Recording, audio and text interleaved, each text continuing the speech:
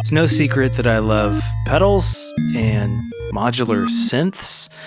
And so today's video, which will not be the longest video in the whole world, is going to look at two different patches where I'm integrating the Old Blood Noise Endeavors BL-44, the Chase Bliss Blooper, which are two pedals that I love using to play things backwards. They're very different. The BL-44, we can address the clock and get real scuzzy with some noise, and the Blooper, of course, among its amazing modifiers, has the stability control. We're going to patch out and back in with the Boredbrain UNIFX, which is a really great module for interfacing with pedals. I think that's all the setup we need. Let's jump in and make some bleep bloops, shall we? For this patch, we're starting with a sample that is being played in the ER301. This is from Felt Instruments' Jazzno instrument, which is a guitar tet, I believe. It's like a plucky little, wonderful sounding thing. It's a plugin, audio unit or VST plugin, which you should check out. It's one of my favorite plucky sound sources. But I kind of just noodled around in that instrument and spit the file out to this SD card and brought it over to the 301. And you can just see that buffer here. All the 301 is really doing is acting as a sample player. So it is not doing a whole lot, and you could use any sample player here that's capable of slicing audio into slices, or you could just let the file play out without slicing it up. But that's going out via the Boredbrain UNIFX to the Old Blood Noise Endeavors BL-44. Love these guys. We live in the same city and have known each other for a very long time. Big fan of everything that they do, and this is one of my favorite pedals. It's so beautiful and simple because it has one job, and that is to take whatever you send in this side of the pedal, play it backwards out this side of the pedal. It's an audio buffer. It just records and plays back. There's no feedback, so it plays back one time. And we have a very simple set of controls. I'm going to go full wet for a second so that you can hear that sample is being played back. I think at 2x right now. As we turn the speed knob down,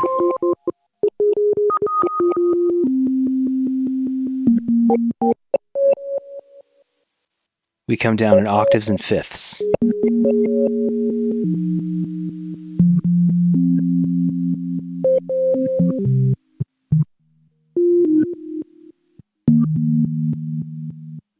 I should have mentioned with this Jazzno file, kind of jumping around, you see the playhead kind of jump around. That's because I'm modulating it and sending in a trigger from the little IntelliGel guy here, just randomly, so that it picks a different part of the file to play. Because adding that little bit of randomness on the front, good stuff in, good stuff out. So this is kind of the bottom of that speed control. And this is great. If it just did this, I'd be pretty happy. But we get access to the clock speed of the spin FV1 inside this pedal, giving us the ability to do this.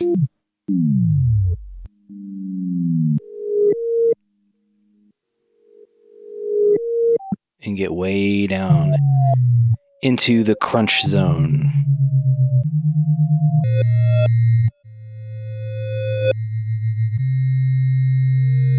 And the reason why I love this pedal and the Data Bender too, because there's this beautiful degraded digital quality to, not just digital, to buffer devices that are being underclocked, because that's true of Bucket Brigade delays as well.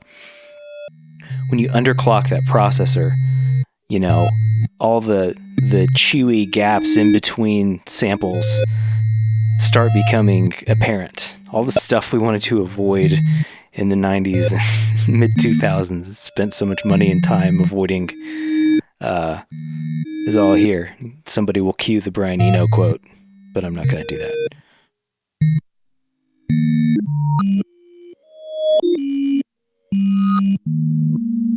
So that's part one of our sound. We'll bring our mix back in. So we kind of get this interplay between the regular sample and the underclocked, reversed.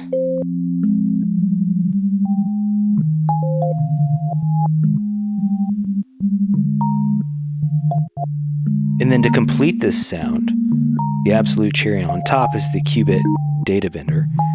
When I turn the mix up here, listen to what is happening in the stereo field. We're only going to use the bend function for right now. Here it comes.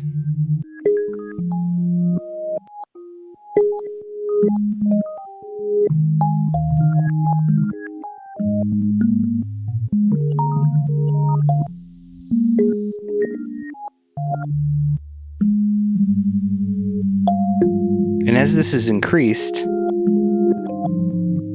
we begin playing the audio back in its buffer, forwards, backwards, pitched up, pitched down. If we introduce some break, you'll get some like CD skipping artifacts and stuff. If we place this under CV control, it'll take on a mind of its own. So play it backwards.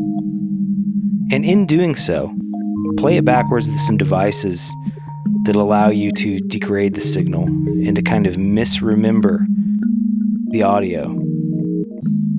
And by doing so, if you really lean in, you'll wind up with something that isn't anything like what you started with.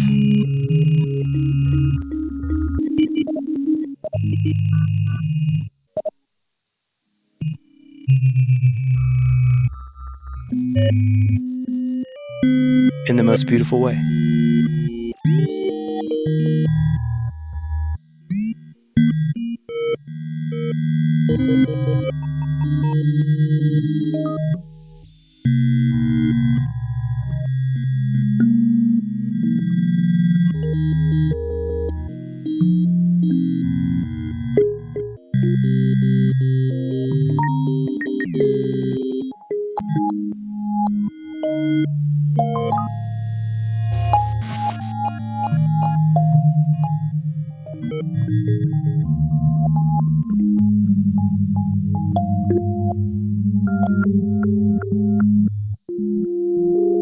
Now, what would happen if we started off by sending something backwards? Let's play this sample in reverse out to the same chain.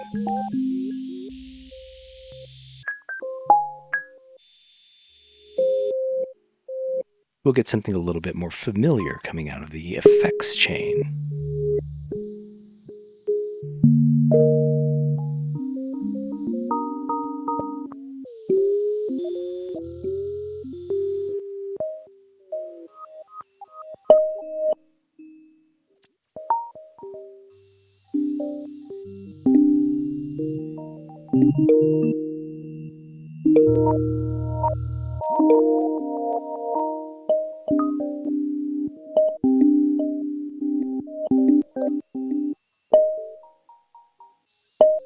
Nothing too crazy.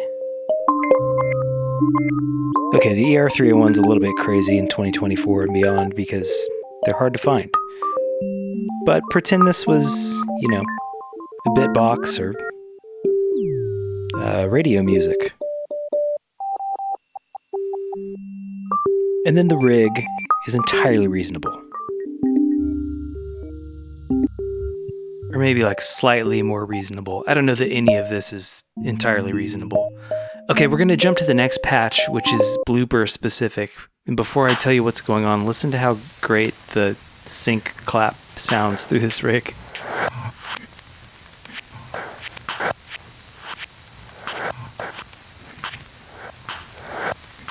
There you go. Your next ambient record all by itself.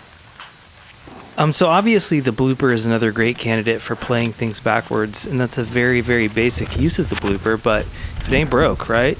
Now the thing to mention about the methodology here is what we want to do is create a buffer length. So tap once, tap again to close the loop, and then open it back up with another tap, third tap, and then you just leave it open, and basically Blooper is in Frippertronics mode. And the repeat knob controls how soon that buffer fades away. I'm coming to you later, by the way, in director's commentary mode, because talking while playing the acoustic would have put my voice into this mix. This is a live processing rig in which I've got a small condenser microphone. I'm playing guitar into it.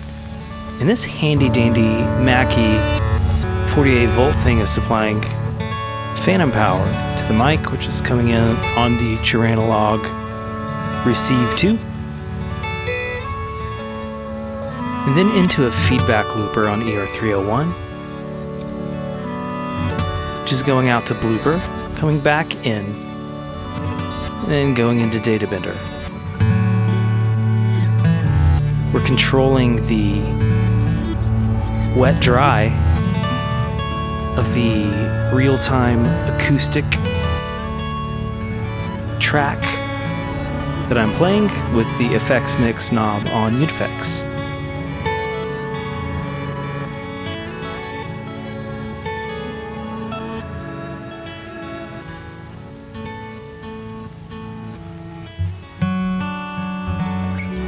Mod A on Blooper is controlling the speed of the loop, playback speed, which is quantized to fifths and octaves. And as long as we're counterclockwise from noon, it's going to play in reverse.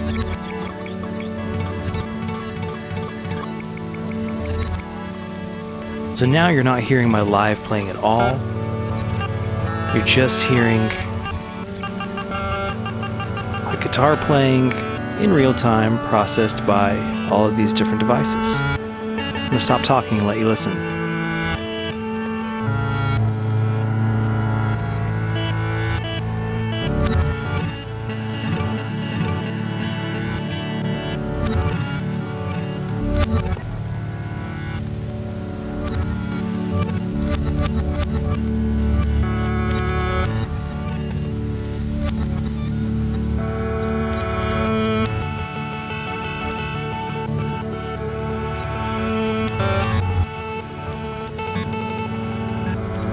This is a great live technique.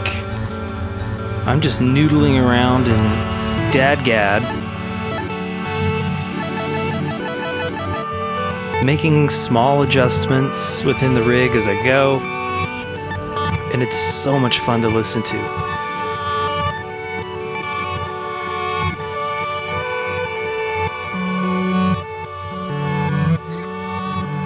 We can bring back in some of the live.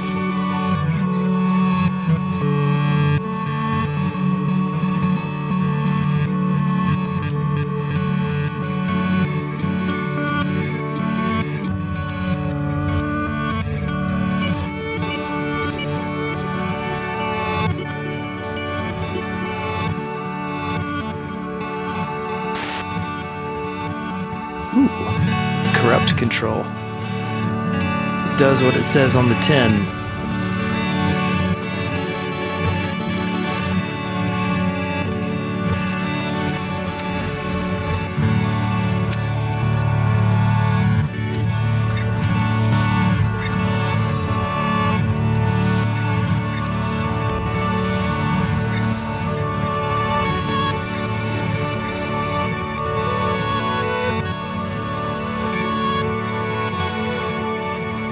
The thing to watch out for when you're utilizing this many buffer devices is that it can get too busy and kind of overwhelming if you're not careful. Like watching this playback now, I'm like, chill, man. Less is more.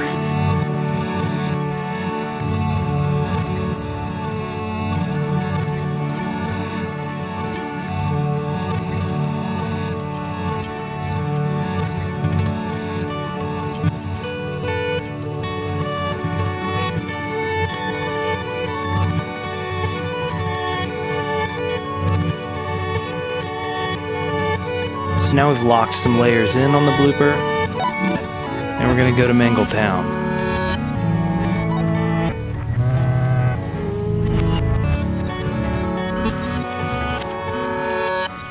Let's find out what's on modifier B.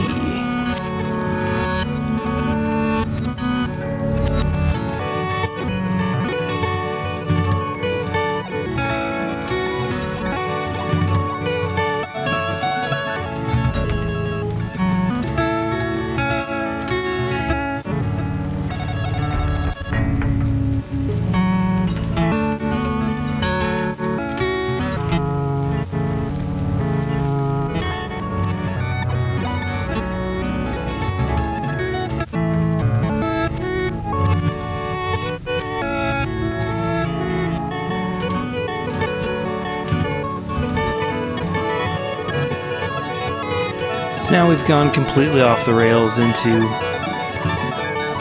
glitchy madness, which I happen to love. Hopefully the audience for this show would love that too. But again, so there you have it. The BL-44 Blooper UNIFX in a Eurorack setup that could fit in a backpack, and that I think can provide 5 minutes, 10 minutes, an hour of really interesting audio.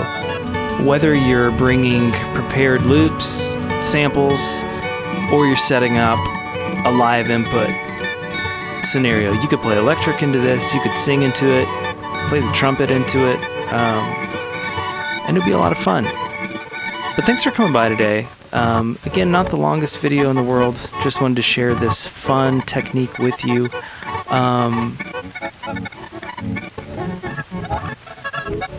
If you like videos like this, like it, subscribe, leave a comment, say hey, and we'll see you next time.